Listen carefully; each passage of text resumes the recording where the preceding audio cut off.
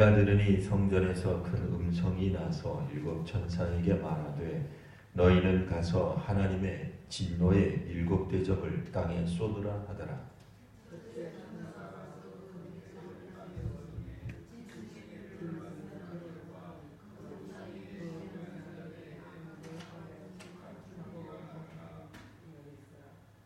둘째 천사가 그 대접을 바다에 쏟음에 바다가 곧 죽은 자의 피같이 되니 바다 가운데 모든 생물이 죽더라.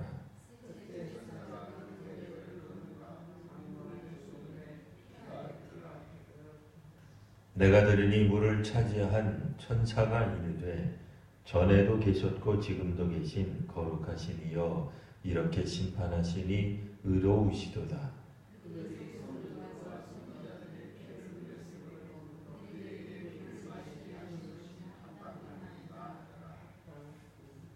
또 내가 들으니 제단이 말하기를 그러하다 주 하나님 곧 전능하신 이시여 심판하시는 것이 참되시고 의로우시도다 하더라.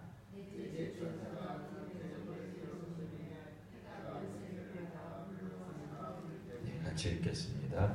사람들이 크게 태워진지라 이 재앙들을 행하는 권세를 가지신 하나님의 이름을 비방하며 또 회개하지 아니하고 주께 영광을 돌리지 아니하더라.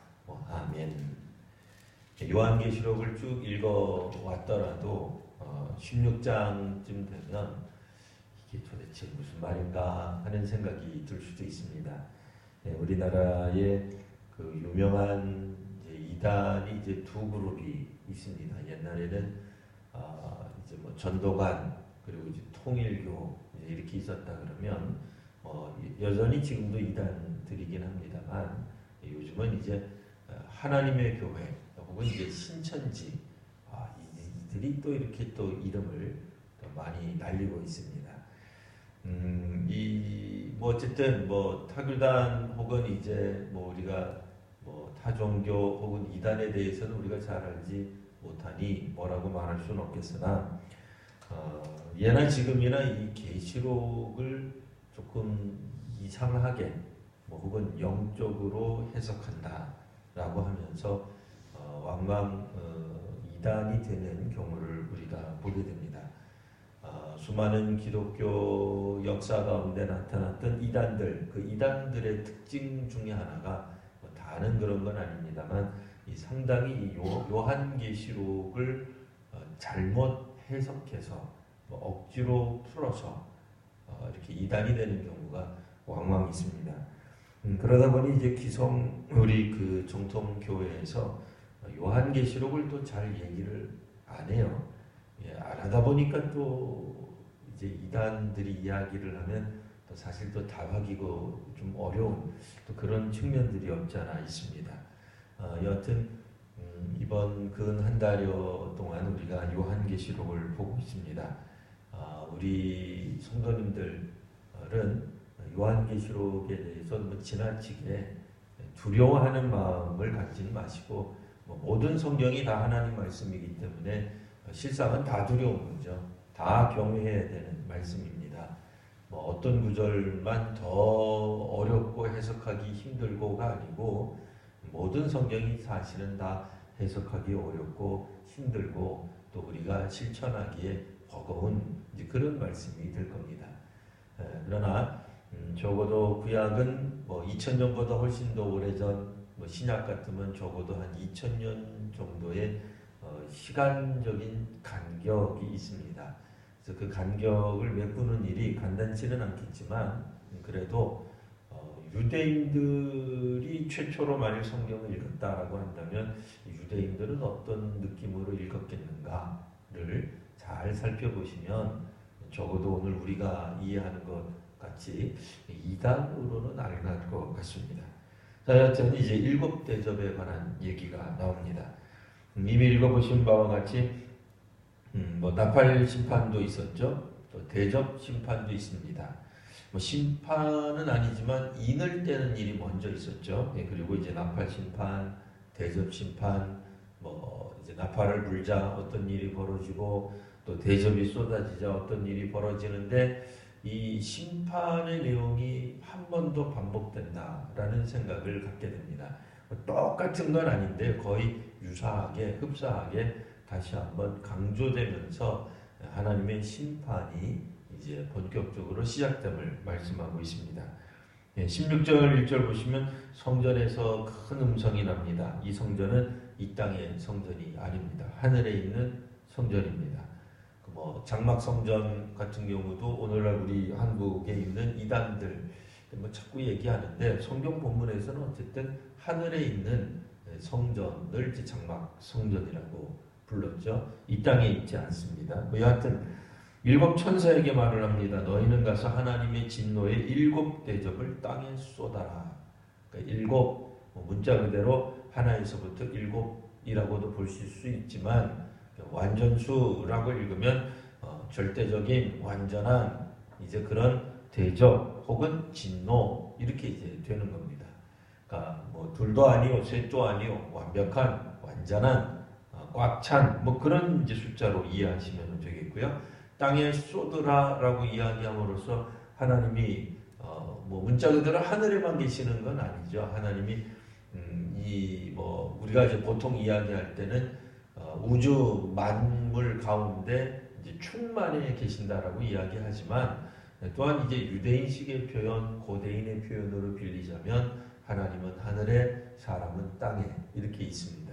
이제 그런 측면에서 하나님의 진노의 대접을 만일 가지고 있다면 이 대접이 어디서부터 어디로 쏟아지겠어요? 당연히 위에서부터 아래로 쏟아지죠. 이 아래가 땅이다 말이에요. 그러니까 하늘에서부터 위에서부터 진노가 쏟아진다라는 표현이죠. 당연한 얘기인데 왜 이렇게 강조를 해요? 이 앞부분의 성경에 용신이라고 생각할 수 있는 마귀 사탄이 원래 하늘에 있다가 그만 미가엘과 그의 천사들과 더불어 싸우다가 땅에 떨어지게 되잖아요. 그러니까 땅에 떨어지게 되면서부터 땅에 있는 어떤 존재들, 사람들에 대한 배후에서 조종하는 역할을 하기 때문에 이 짐승 혹은 짐승의 숫자와 연관되어 있던 사람들이 소위 말하는 이제 땅에 속해 있는 사람들이 되는 거예요. 우리는 상대적으로 땅에서 살지만 하늘에 속해 있는 사람들이라는 표현을 씁니다. 또 뭐 잘못 해석하시면 우리가 하늘에 가 있다. 하늘에 가 있지는 않습니다. 하늘에 가 있지 않고 이 땅에 살고 있지만 이제 그 요한계시록에서 사용하는 표현을 빌리자면 이 땅은 이제 땅에 속해 있는 사람들은 이제 심판을 받게 될 것입니다. 2절 보시면 첫째 천사가 가서 대접을 땅에 쏟습니다. 누가 고통을 당하느냐, 누가 심판을 받느냐, 짐승의 표를 받은 사람들, 우상에게 경배하는 자들이 심판을 받게 됩니다.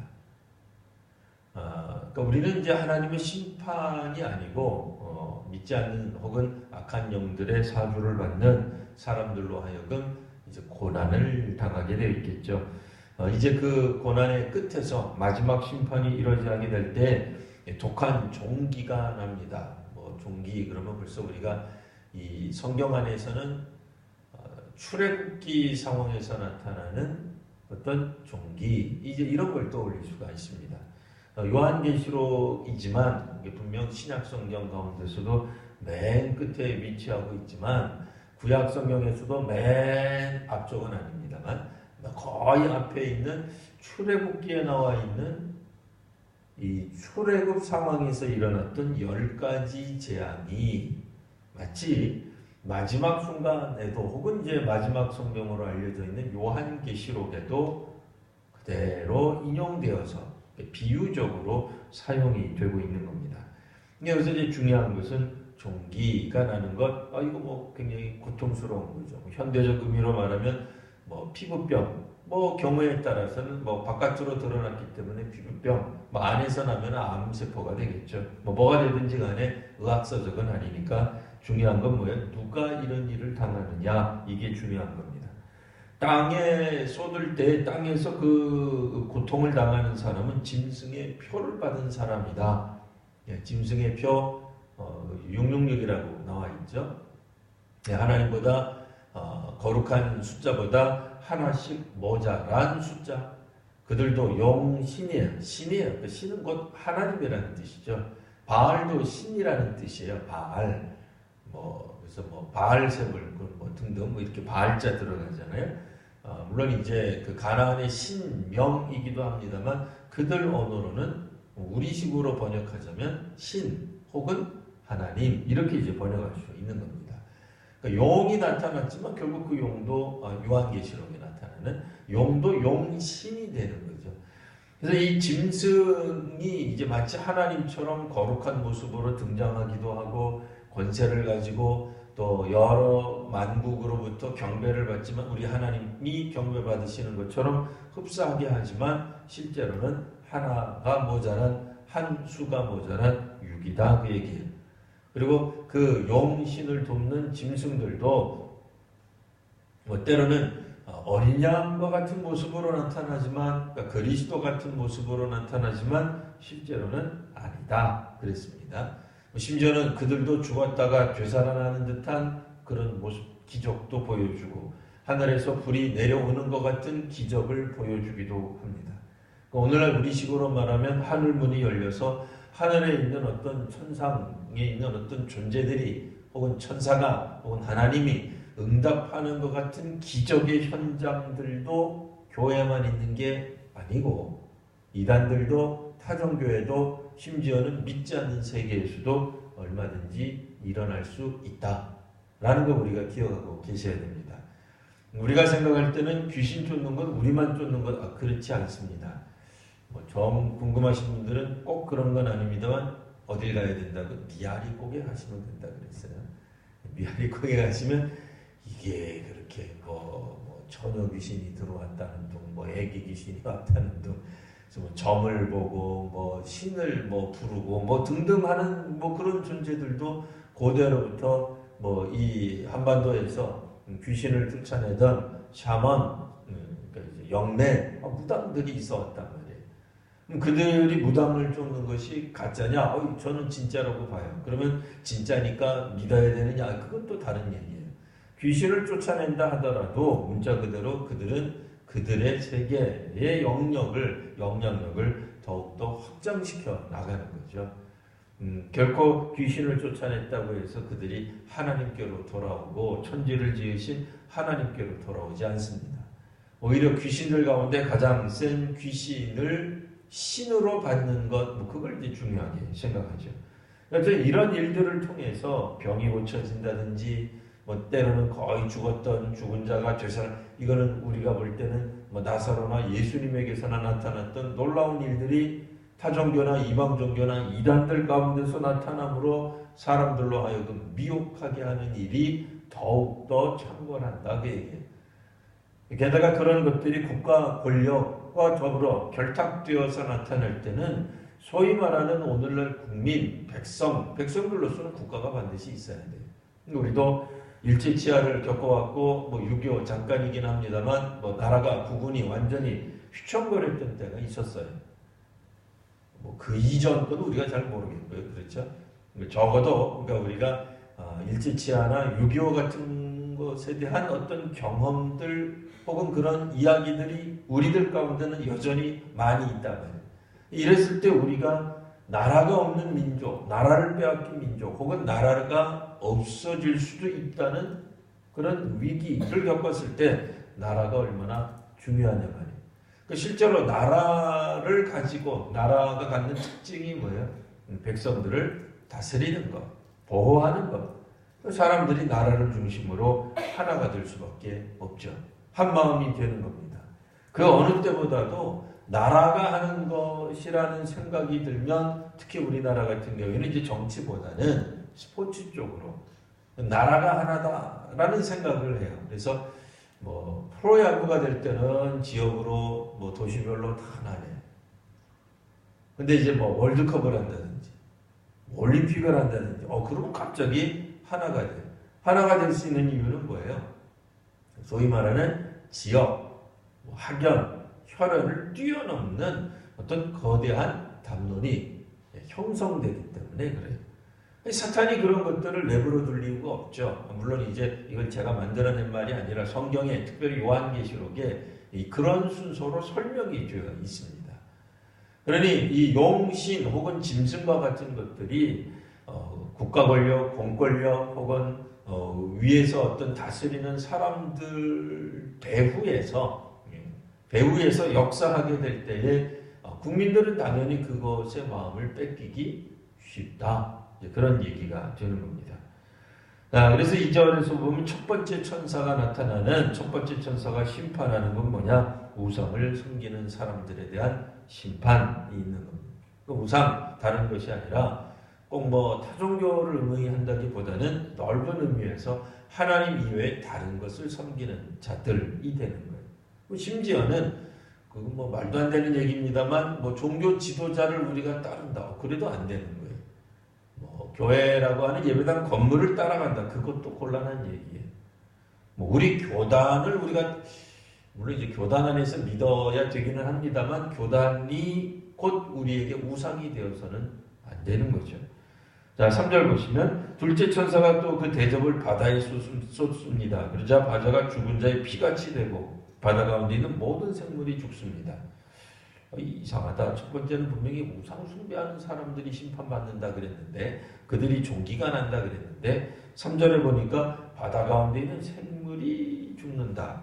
생물이 무슨 잘못이 있다고?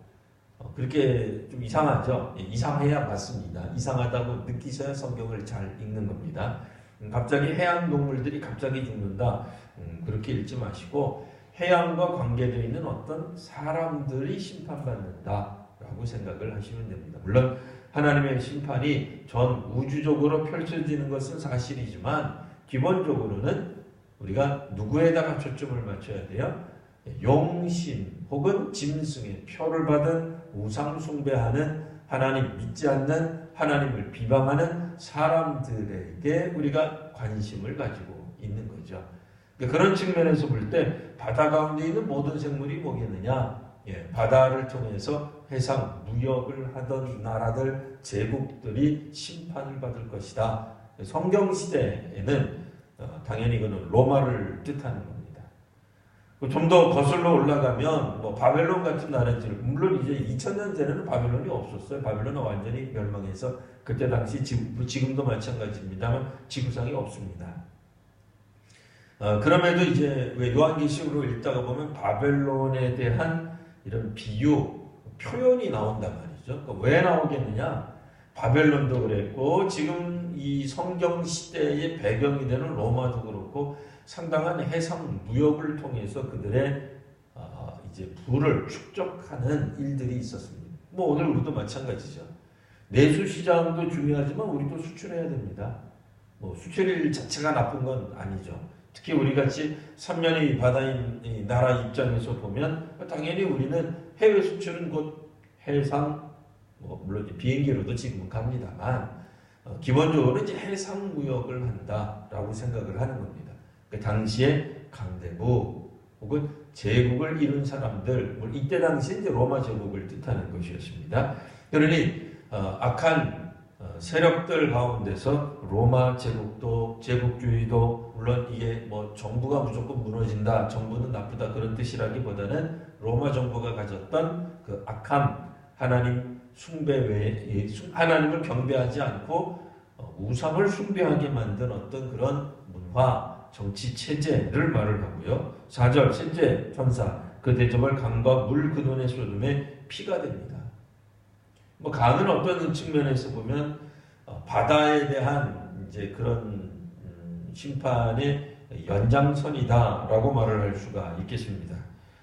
뭐 작게 이야기하면은 뭐 지방정부쯤으로도 생각할 수 있겠으나 뭐 그런 지나치게 성서 해석은 하지 마시고 일단 그 다음에 지금 이 왜 강이 피가 되는가? 그러면 결국 모든 사람들이 그 땅에 사는 사람 바닷물을 우리가 떠다 먹진 않거든요. 근데 강물은 떠다 먹죠. 우리가 먹는 물이 다 강물이잖아요. 우리도 한강물을 먹는 거죠.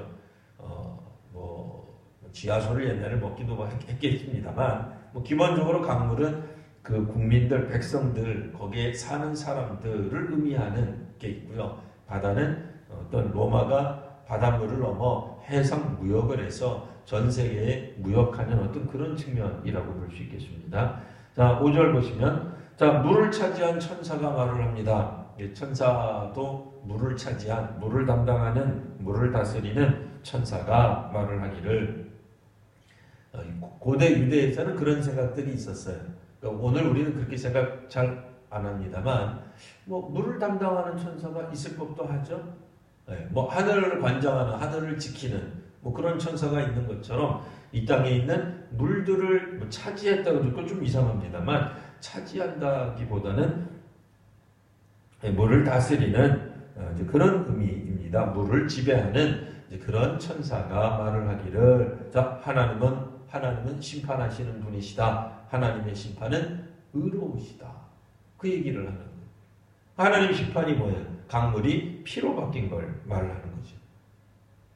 강과 물 근원, 우리로 말하면 뭐 샘물 같은 것들이에요.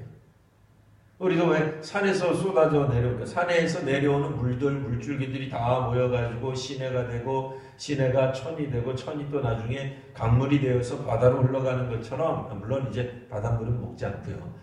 이 강물이 어떤 그런 사람들에게 마실 어떤 음료, 식수가 되는 거죠. 그런데 갑자기 식수가 오염됐는데, 식수가 피로 바뀌었는데, 하나님의, 물론 이제 심판 때문이죠. 심판이 의로우시다. 여기서 초점은 심판과 함께 의로우신 하나님이 나오는 거예요. 도대체 뭐가 그렇냐? 6절 보니까 그들이 성도들과 선지자의 피를 흘렸으므로, 밑도 끝도 없이 그들 나오는데 본문 안에서 그들은 누구예요? 짐승의 표를 받은 사람들, 우상에게 경배하는 사람들이 성도들과 선지자의 피를 흘렸어요. 핍박한 거죠. 학살한 겁니다. 그러니 이제 피를 흘린 그들이 이제 피를 마시는 것이 합당하도다.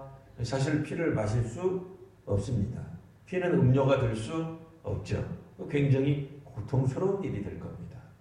물을 못 마시게 된다는 얘기. 사실 사람들이 물을 만일 수분을 섭취하지 못한다면 며칠 지나지 않아서 사실 죽을 수도 있습니다. 결국 이 심판은 결국 어떤 측면에서 보면 마치 보복성처럼 나와 있는데, 그 이유는 뭐냐? 성도들과 선지자들은 뭐겠어요? 하나님 말씀을 선포하는 그런 사람들을 말하는 거죠. 성도들은 어떤 측면에서는 물론 이제 전도하는 사람이요, 예배하는 사람이지만 하나님 말씀을 선포한다기보다는 선포된 말씀을 따르는 사람들의 총칭이 되는 겁니다. 그러니까 하나님 말씀을 따르는 사람들, 또 말씀의 기관, 말씀의 사역자, 혹은 말씀의 어떤 그런 뭐 교회나 활동들, 선교 활동들, 뭐 이런 것들에 대한 반대를 했던 사람들 때문에 결국에는 식수가 오염되어서 피로 바뀌게 될 것이다 라는 말씀입니다. 뭐 그렇다고 해서 무조건적인 저주는 아니죠. 왜요? 그들이 저지른 일에 대한 어떻게 보면 거울과 같은 모습으로 나타나게 되는 겁니다. 그러니까 그들이 흘린 피가 결국 그들의 양식이 되는, 그러니까 사실은 먹을 수가 없게 되는 거죠.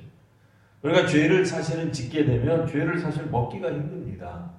처음에는 멋모르고 했을지 몰라도, 달콤한 맛에 죄의 유혹에 빠져서 갈지 몰라도 어느 정도 지나고 나면 깨달음이 오게 되면 이거는 사실 사람이 할 짓이 아니라는 인식이 분명히 들게 되죠. 여하튼 7절 다시 한번 말을 합니다. 제단이 말을 하기를, 제단이 말을 한대. 이것도 이상한 표현이죠. 일종의 뭐 강대상이 제단은 아닙니다만, 뭐 강대상이 말을 한다. 이거 말이 안 되잖아요. 이런 말이 어떻게 가능해요? 강대상이 뭐 여기다가 뭐 녹음기를 설치했을까요? 아니면 스피커를 놨나요? 왜 이 재단이, 좀 표현이 이상합니다만, 이 재단은 아닙니다만, 그냥 오늘날 우리들이 상상할 수 있는 건, 뭐 강대상, 혹은 뭐 설교단, 뭐 이렇게 생각할 수 있어요. 이 재단이 말을 한다.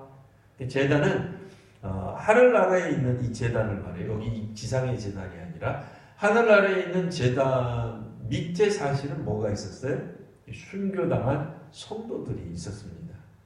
그러니까 재단이 말을 한다 라고 하는 것은 여기서는 이제 하나님이 말하는 건 아니에요. 그러니까 물론 이제 보호자의 중심에 하나님이 앉아 계시지만 재단이 곧 하나님은 아니에요. 여기서 말하는 왜 그러면 내용이 이상해지는 게, 하나님이 말씀하시기를 하나님 곧 전능하신 이시요. 하나님이 하나님 자신을 가리켜 말하면 이상하잖아요. 여기서 말하는 건 그 제단이 하나님이 아니라 보좌에 계시는 하나님이 맞고 그 보좌 아래에 제단이 있어요. 왜냐면 하나님은 제단에서 올려지는 짐승의 제사, 향연을 받으시잖아요. 이 땅에서, 이 성막에서, 성전에서. 그 성전의 제단에서 하는 일은 바치는 거예요. 희생제물이에요. 죽이는 거예요. 짐승을 온전히 하나님 앞에 올려드리는 거예요. 그러면 향이 올라가는데 그게 이제 향연이죠. 향을 하나님이 향하신다 그래요. 하나님이 맡으시는 거예요.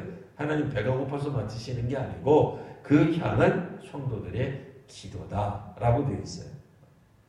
제가 지어낸 얘기가 아니라 요한계시록에 있는 말이죠. 요한계시록상에서 그래서 제단은 천상에 있어도 혹은 이 땅에 있든 천상에 있든 이 땅에 있든 성도들이 계속 기도하는 장소예요.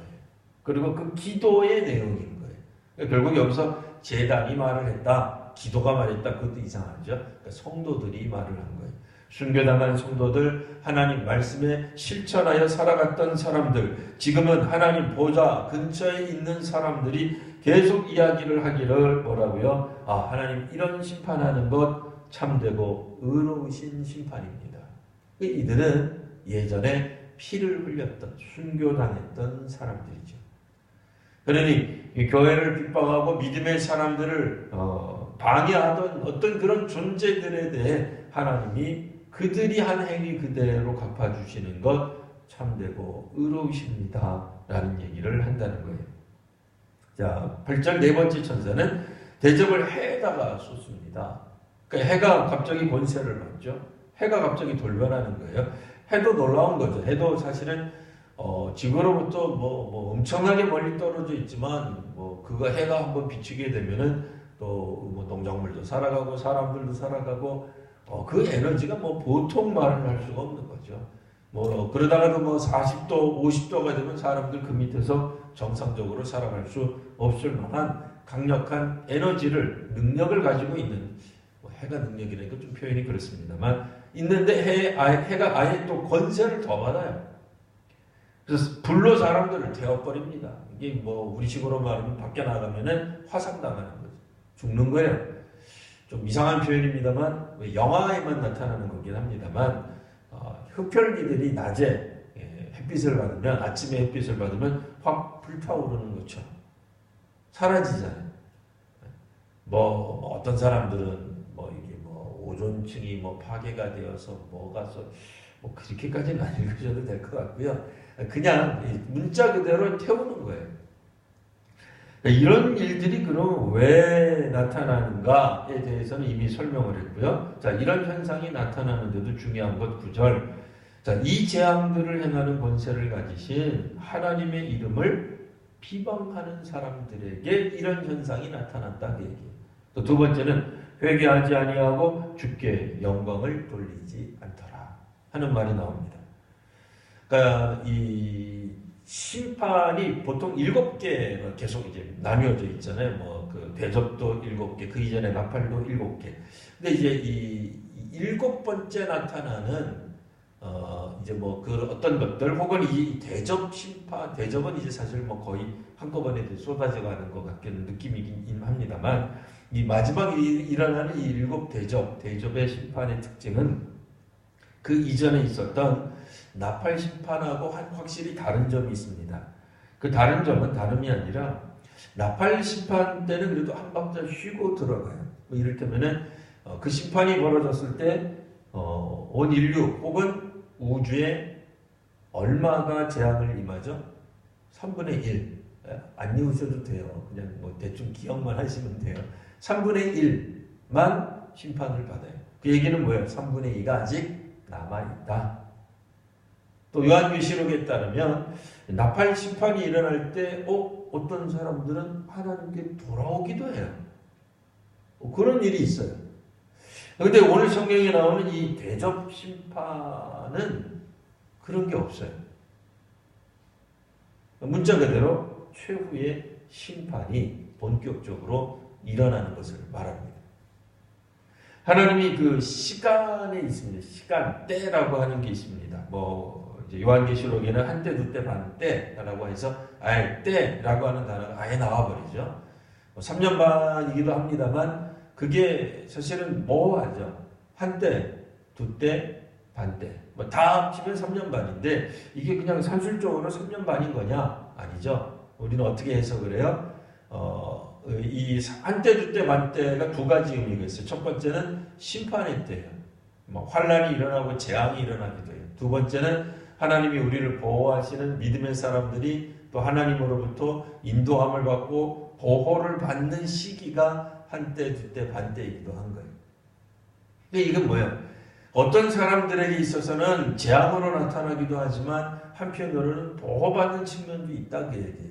그리고 그 중에 3분의 2, 그러니까 심판을 당하지 않은 재앙을 경험하지 못한 3분의 2 정도 중에서 혹 어떤 사람들이 회개하는 경우도 있었다. 이게 앞에 부분에 나오는 소위 말하는 이제 나팔 심판, 인이 떼어지고 나팔이 부러지고 그럴 때 얘기예요. 근데 이 대접 심판에서는 그게 전혀 없어요. 이유는 뭐냐? 오늘 우리가 마지막으로 읽은 9절에 나와 있습니다. 이 9절에 나와 있는 것처럼 그들의 특징, 심판을 받는 사람들의 특징 뭐냐? 하나님의 이름을 비방한다. 두 번째는 회개하지 않는다. 라고 하는 겁니다. 이분들이 갖고 있는 특징이 그거예요. 우리는 재앙을 받을수록 하나님께 나아갈 이 상황, 이 여지가 있습니다. 그렇죠. 우리가 재앙이 임하면 믿음의 사람들은 빈말이라도 하나님이 노하셨나? 물론 이제 안 믿는 사람들 같으면 하늘이 노했나? 그런 말을 합니다. 근데 회개하지 않는 사람들은 재앙을 받으면 받을수록 오히려 강팍해집니다.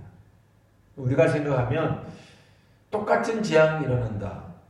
그럼 벗어날 수도 있어야 되잖아요. 벗어나지 못해요.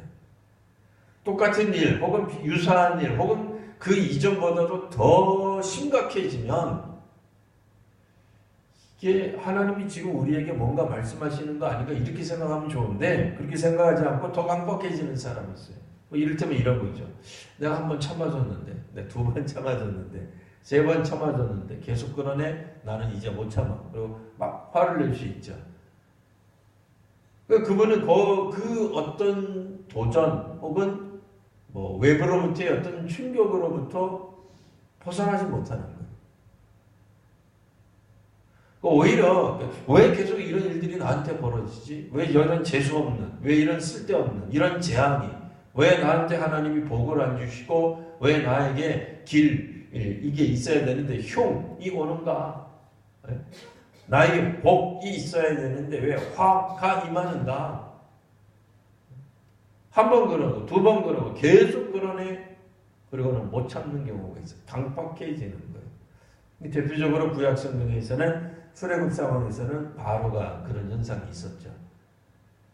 그 첫 번째 이제 어떤 그런 기적이 나타났을 때 물론 이제 두 번째 기적까지는 애굽의 술사들도 똑같이 흉내를 냅니다. 그거 우리도 할 수 있습니다. 그 가시가 지팡이로 뱀 만드는 게 뭐 그렇게 대수라고. 자, 우리도 야 하니까 이제 뱀이 되죠. 네. 물론 이제 아론의 지팡이가 그들의 지팡이를 삼키는, 뱀이 그들의 뱀을 삼키는 놀라운 현상이 벌어지기는 했으나 여하튼 한두 번 놀란 다음에 바로가 이야기를 합니다. 우리 보시는 바와 같이 10번째 재앙 가기 10번째 때조차도 9번째까지만 하더라도 이스라엘 백성들, 히브리 백성들을 내보내겠다라고 말을 해놓고는 그 다음날 가면은 못 보내겠다. 그렇게 얘기하잖아요. 그다음 10번째 재앙이 나타나고서야 비로소 히브리 백성들을 보내기는 보내는데 보내놓고서는 또 무슨 생각이 들어요? 쫓아가야 되겠다. 죽여야 되겠다. 그런 생각을 하게 되는 거예요. 그러니까 물론 이제 어떤 사람들 입장에서는 내가 여러 번 참았다도 될 수 있어요. 그게 우리 개인들에게 있어서는. 근데 그것이 이제 못 참는 쪽으로 나가니까 여전히 강팍해지는 거예요. 하나님의 뜻을 찾고 회개하기보다는 화가 계속 임하고 재앙이 임하고 갈등이 있고 위기가 계속되면 중도에 포기하는, 신앙인으로 말하자면 포기하는 사람이 나타나게 되는 겁니다. 그러니까 하나님의 재앙이 계속 일어나면 저거 봐라. 저 구약에 혹은 신약에 뭐 우리로 말하면 구약 성경에 혹은 신약 성경에 나타나 있던 그 재앙인가? 왜 사람들이 믿음의 사람들이 피를 흘릴까? 왜 믿음의 사람들이 핍박을 받을까? 이런 생각을 하게 되면 오히려 하나님께로 나아가는 사람이 있어요. 오히려 믿음의 사람들은 사실 하나님을 발견합니다. 물론 이제 너무 이게 또 뭐 신비주의적이고 또 뭐 샤머니즘적으로 생각할 수 있는 여지도 있지만 꼭 그렇게만 보지 마시고 재앙이 일어나거나 혹은 어려운 일이 있거나 뭐 하다못해 꿈자리가 뒤숭숭하거나 혹은 이상하게 뭐가 잘 될 것 같은데 기도도 많이 하고 굉장히 기분도 좋고 다 좋은데 뭔가가 일이 안 될 때 이거 하나님이 막으시는 건가? 하나님 허락 안 하시는 건가? 우리 그렇게 자연스럽게 생각하잖아요. 하나님 기뻐하지 않는 일을 내가 지금 하고 있는 건가? 왜? 하나님 기뻐하지 않은 일을 하는데 내가 행복해요.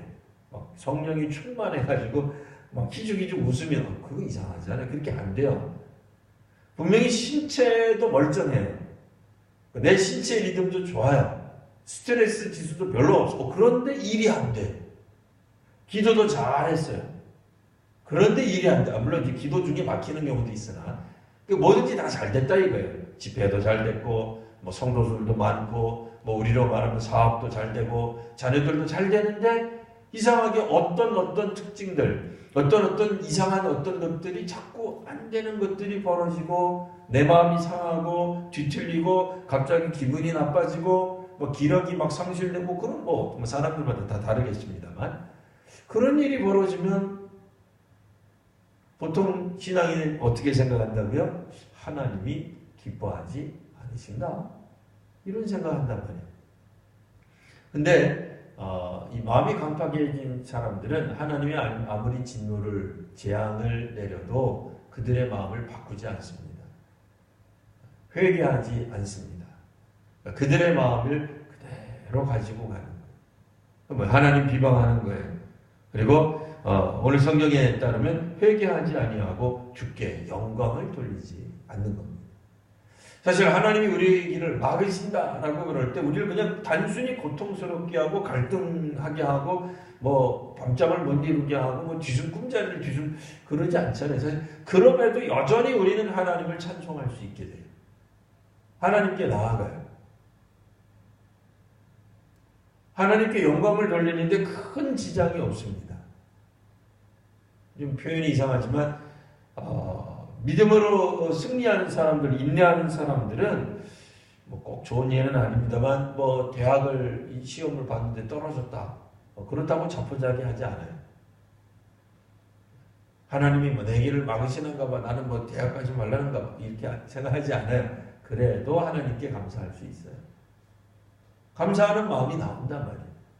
근데 잘 살게 되고 좋게 되고 뭐 기도가 뭐 응답이 되는데도 여전히 하나님께 영광 돌리는 일들이 점점 멀어지는 사람들도 있다라고 하는 겁니다. 자, 그러니 하나님이 마지막 때 누구를 향해서 심판하시는가? 하나님의 이름을 비방하는 사람들, 또 끝까지 회개하지 않는 사람들.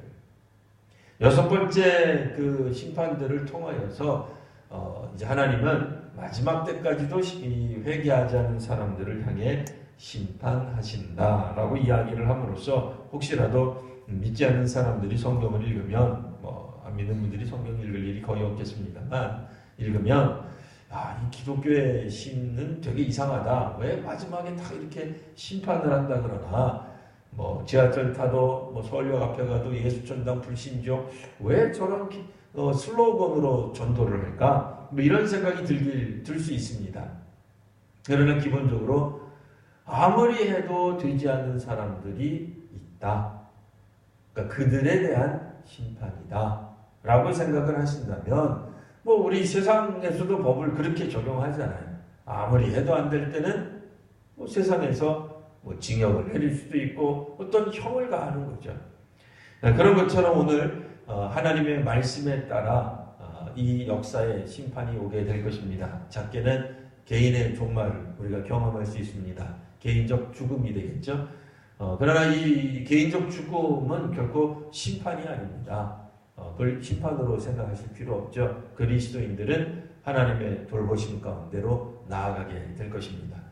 역사의 심판, 전 우주적 심판이 온다 할지라도 믿음의 사람들은 이것들 때문에 걱정이 되어서 굳이 문자적 14만 4천에 들어가려고 이 땅에 한국에 12지파를 만들어서 들어가고 그럴 이유가 없는 겁니다.